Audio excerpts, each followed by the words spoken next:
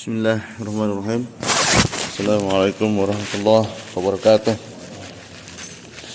Alhamdulillahirabbil alamin wassalatu wassalamu ala Rasulillah wa ala alihi wa sahbihi ajmain. Amma ba'd. Pertama-tama marilah kita memanjatkan bersyukur kehadirat Allah Subhanahu wa taala. Salawat dan salam kita aturkan kepada baginda Nabi besar Muhammad sallallahu alaihi wasallam, kepada para sahabat, keluarga dan para pengikut beliau hingga akhir zaman. Marilah kita membuka dengan sama-sama melafazkan Al-Basmalah. Bismillahirrahmanirrahim. Jadi sebenarnya salah satu sunnah yang kita lupakan ketika bulan Zulhijjah ini adalah sunnah kita bertakbir selama 10 hari ini sampai di hari ketiga setelah kita sholat Id. Jadi disunahkan mulai 1 Zulhijjah ini sampai nanti Lebaran, kemudian sampai 3 hari, itu disunahkan untuk bertakbir. Nah, memang sekarang kita tidak pernah dengar orang takbir, entah karena nggak tahu atau karena apa. Tapi kalau orang-orang sudah tahu sunnahnya, kita takbir. Jadi saya kalau selama di jalan saya takbir keliling ini, takbir, Allahu Akbar, Allahu Akbar. Nah, ini yang dilupakan ya selama ini. Jadi kita takbirnya pas pas sholatnya aja. Tapi sebenarnya 10 hari pertama ini disunahkan kita terus bertakbir kepada Allah Subhanahu wa taala. Baik, kita lanjut aja. Sudah kita buka tadi ya. Kita buka dengan sama-sama melafazkan Al-Basmalah. Bismillahirrahmanirrahim. Faslun itu bab baru terkait dengan wudu ini, yaitu tentang sunnah dalam wudu. Jadi di dalam ilmu fikih ada namanya rukun wudu atau wajib wudu, ada juga yang sunnah wudu. Apa bedanya? Kalau yang wajib ya wajib, kalau yang sunnah nilainya sunnah. Jadi kesepakatan para ulama yang sunnah ini kalau tidak kita lakukan wudunya tetap sah. Jadi yang sudah kita bahas kemarin adalah wajib wudu itu, mulai dari niat, kemudian kita membasuh muka, kemudian membasuh kedua tangan sampai siku, mengusap kepala, kemudian kita membasuh kedua kaki. Itu yang wajib itu. Nah, ini standar wajib dari wudu. Sedangkan yang sunnah, ini nanti kita bahas di sini sunnahnya. Cuman kalau tidak dikerjakan kita ketinggalan. Ya. Kemudian tidak juga sesuai dengan, tidak mendapatkan pahala dari sunnah yang diajarkan oleh Nabi Shallallahu Alaihi Wasallam. Sunnah yang pertama, wa sunanuhu asru hiqsan. Di sini ada sunnah wudu itu ada 10 perkara. Ada 10 perkara. Yang pertama at-tasmiyah. Tasmiyah itu menyebut nama Allah Subhanahu wa taala, membaca basmalah. Lil wudu sunanu minha at-tasmiyah. Untuk wudu sunnah dari sunnahnya adalah, yaitu yang pertama at-tasmiyah fi ibtidaihi, ketika mau memulai wudu. Ini sunnah. Ruwiya annahu sallallahu alaihi wasallam wada'a yadahu fi ina'in wa qala li ashabi tawadda'u bismillah. Diriwayatkan bahwa Nabi SAW meletakkan tangannya di dalam bejana, ina, wa qala, dan Nabi berkata kepada para sahabatnya, li ashabihi tawadda'u bismillah, berwudulah kalian dengan bismillah. Wudulah kalian dengan bismillah. Bagaimana kalau seandainya kita lupa bismillah sebelum wudu?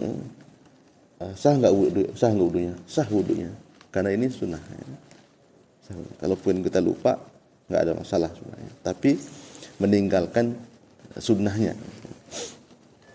Rawahul Baihaqi, ini diriwayatkan oleh Imam Al-Baihaqi, wa qala An-Nawawi isnaduhu jayyid.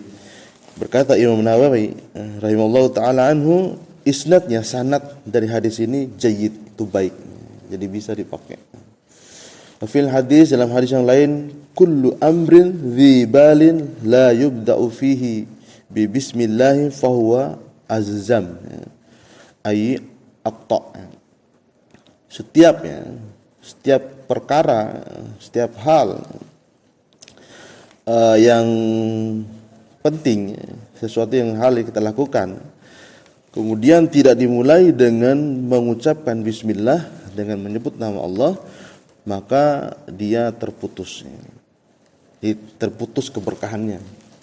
Jadi azazamu ini adalah terputus keberkahan, atau akta, terputus keberkahan. Jadi kurang berkah.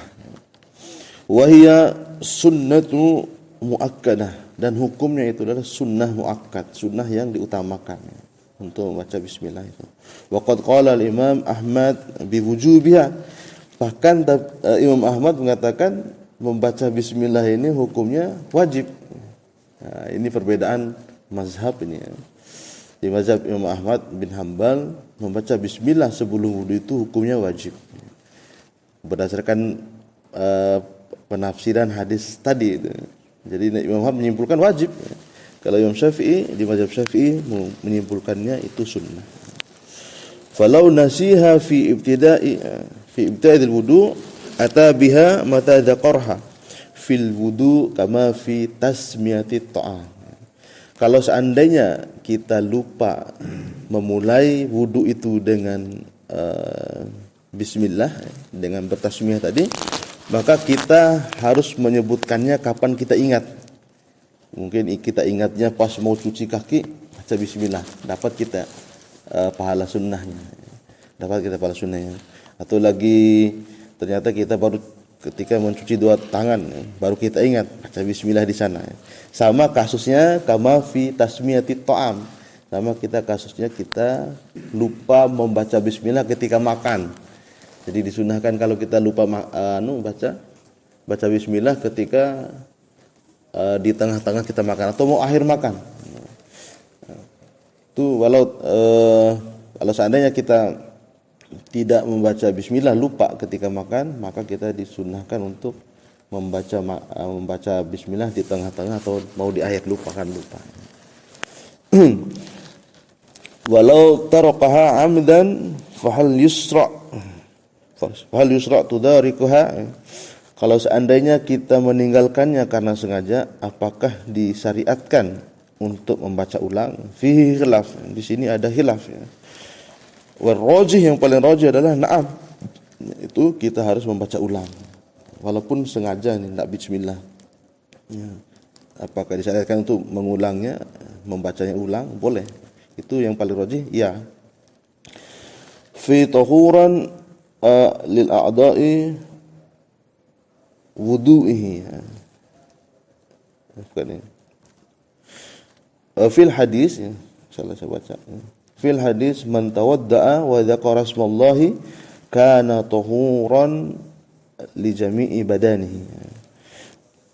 Dalam hadis, siapa yang berwudu kemudian mengingat nama Allah Subhanahu wa taala atau menyebut nama Allah Subhanahu wa taala, kana tahuran li jami'i badanihi, maka dia suci seluruh badannya.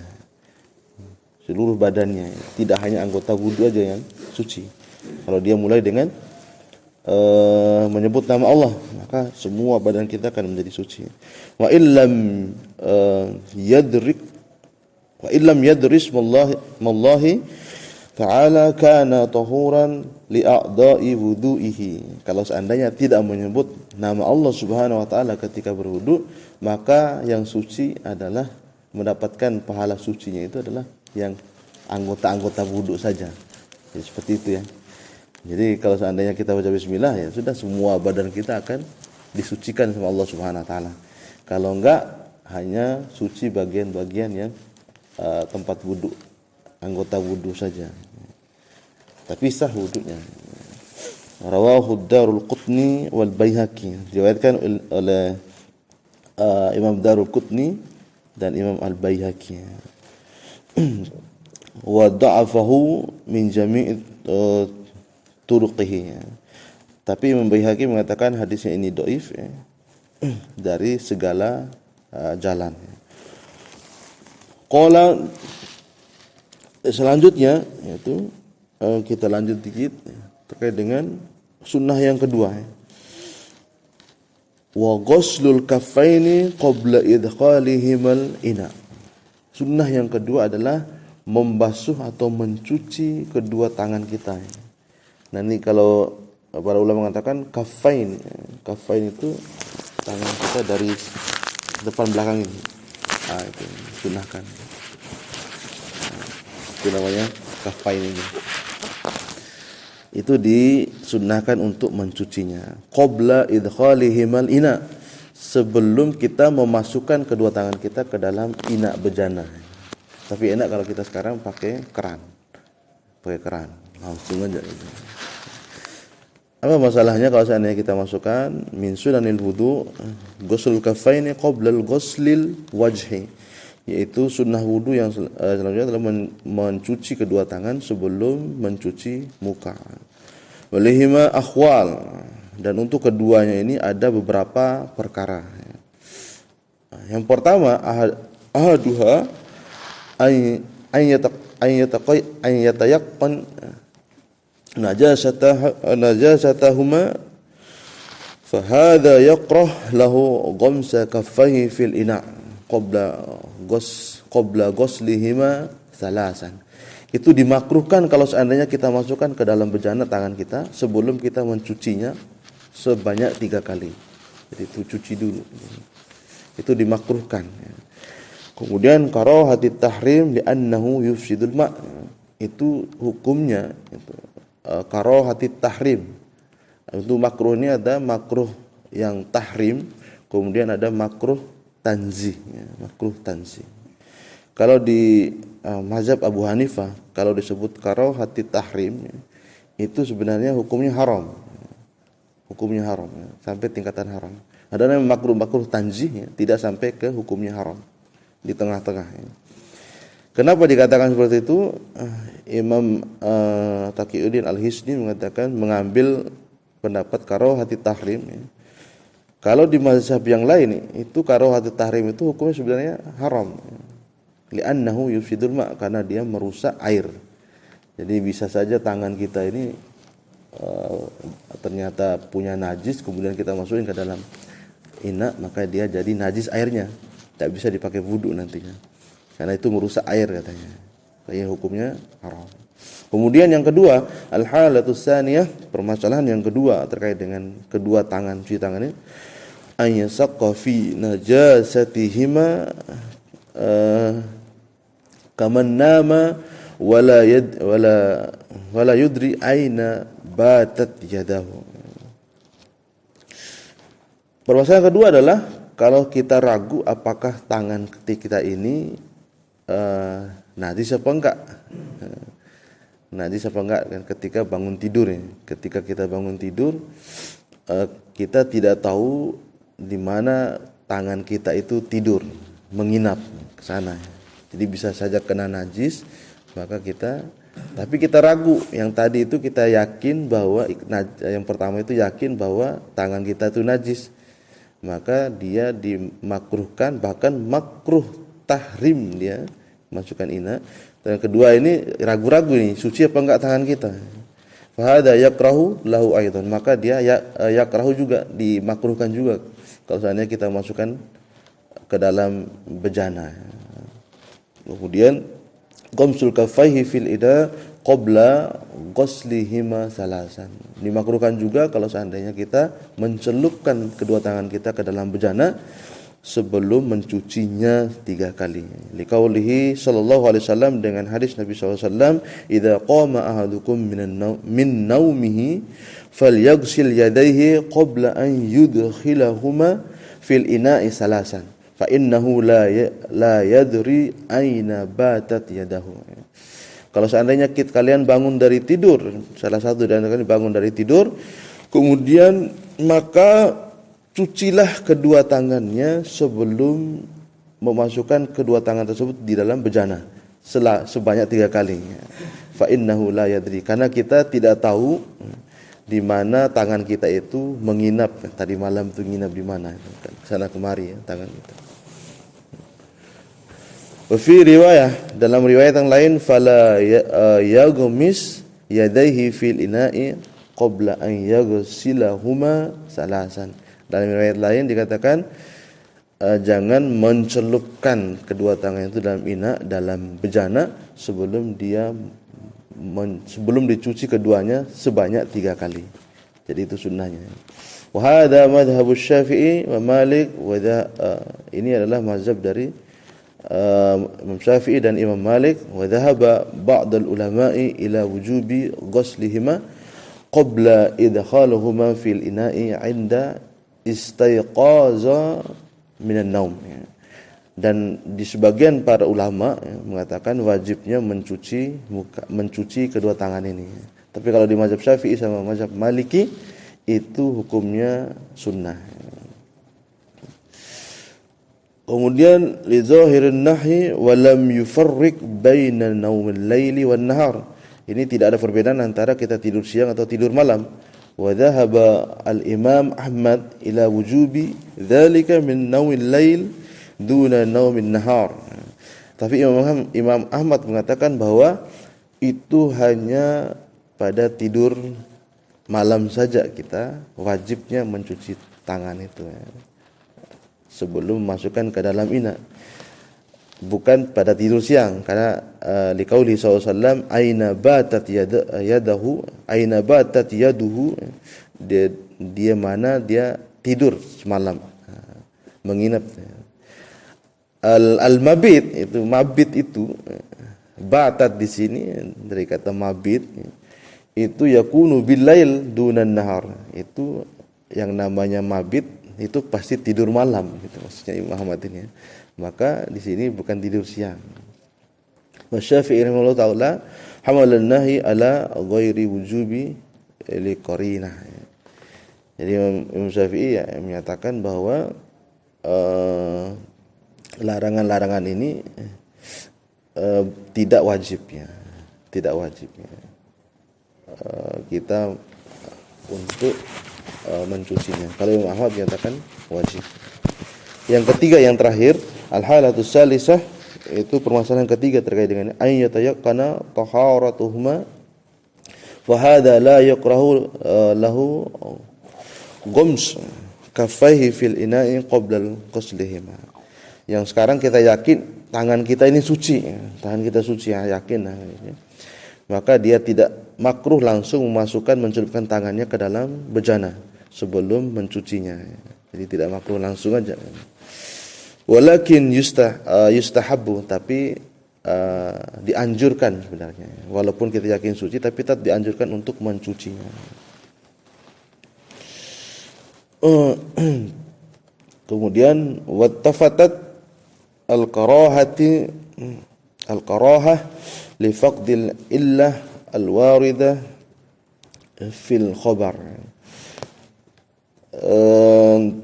Ini karena sudah enggak ada illah lagi, ketiadaan illah atau penghalang terkait dengan mencuci kedua sucinya tangan tadi berdasarkan dalil-dalil. Jadi kalau sudah suci ya suci, tidak perlu kita mencuci lagi. Idza lil hukmi yaduru ma'al illah wujudan wa adaman wallahu alam. Jadi kalau seandainya dihukumi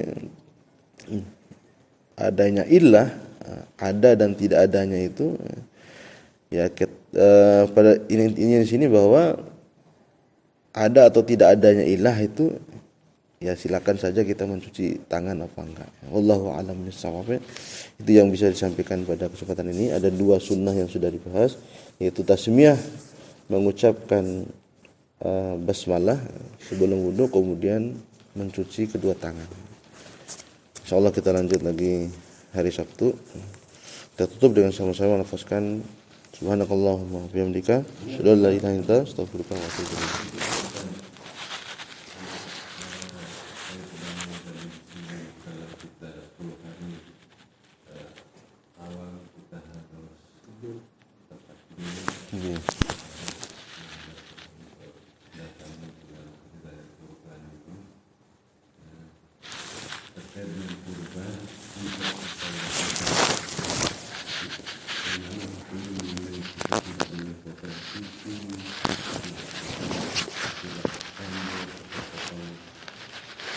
bulu ya, bulu sama kuku. Iya memang kata Nabi SAW, bagi siapa yang sudah berniat untuk melaksanakan, untuk berkurban, maka dilarang potong kuku, kemudian potong, mencukur rambut, kumis, jenggot, dan bulu-bulu yang lain. Itu disunahkan. Jadi memang sebagai rangkaian dari prosesi berkurban. Berkurban itu memang rangkaian itu, kalau kita sudah berniat walaupun belum beli hewan kurbannya ya, ada hadisnya sahih ya. Sejak 10 hari mulai 1 Zulhijjah. Mulai 1 Zulhijjah itu sudah enggak bisa kita potong kuku dan sebagainya. Nanti setelah darah itu keluar, digorok, sudah jatuh ke tanah, baru kita dibolehkan untuk memotong itu. Sunnah itu Pak Ya ya? sunnah. Kalau nggak laksanakan ya tetap sah kurbannya, cuman kurang kurang sempurna ya, seperti itu ya. Apalagi kalau seandainya kuku kita sudah panjang sekali ini ya. Emang dari sebelumnya kita lupa ini, 3 hari yang lalu seminggu lalu lupa potong, kelupaan, terus nanti pas masuk 1 Zulhijjah panjang dia gitu. Udah kadung ini, udah kedung. Tapi kalau seandainya benar-benar menghalangi banget 10 hari udah panjang sekali, apalagi menghalangi wudhu kita, maka kita ya potong aja. Ini hukumnya sunnah, tidak wajib. Tapi untuk kesempurnaan tadi sama kayak wudhu tadi itu ya. Wudhu ada yang wajib, ada yang sunnah. Tapi kurang afdol itu istilahnya. Kalau seandainya yang sunnah ini rangkaiannya itu tidak laksanakan. Boleh kita wudhu itu langsung wudhu niat langsung basuh muka. Yang wajib ya. Kemudian kedua tangan, udah usap kepala, kaki, selesai wudhu kita. Itu yang wajib. Tapi kurang afdol gitu ya. Kita enggak baca bismillah, kemudian tak cuci kedua tangan gitu. Itu namanya sama kayak gitu ya. Jadi walaupun sifatnya sunnah, nanti kurbannya kita kurang afdol kalau tidak melakukan. Kalau takbir startnya kapan? Waktu kapan takbir? Bebas 24 jam. 24 jam. Mulai 1 Zulhijjah kita takbir. Jalan pelan-pelan aja dari rumah ke sini takbir Allahu Akbar Allah. Dan ini dilakukan oleh jamaah haji gitu, mulai 1 Zulhijjah disunahkan untuk kita bertakbir. Dan ini sudah kita tidak pernah saya dengar ini di Indonesia orang bertakbir. Tapi kalau di Saudi orang sudah takbir mulai 1 Zulhijjah itu. Sunnah yang dilupakan. Tapi sekarang kita secara pribadi aja kita takbir, ajak keluarga ke orang. Kan ada video juga itu. Orang beli megafon itu dia keliling takbir dia sendiri menghidupkan sunnah. Ya seperti takbir lebaran sudah itu. Takbir lebaran itu Allahu Akbar itu memuji Allah itu selama 10 hari pertama ini. Kemudian di hari sampai hari hari Tasyrik ya.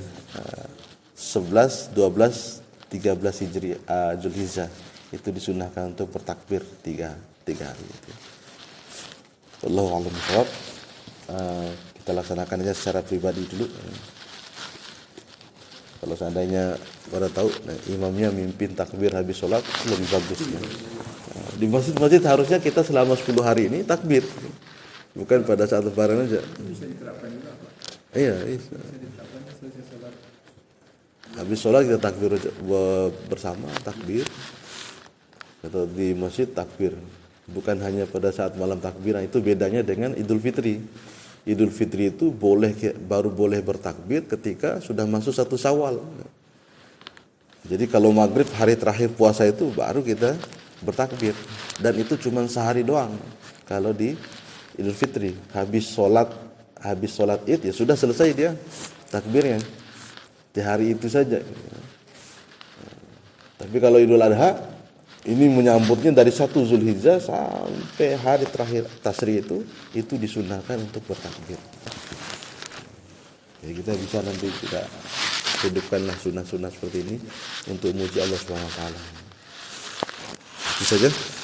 Assalamualaikum warahmatullahi wabarakatuh.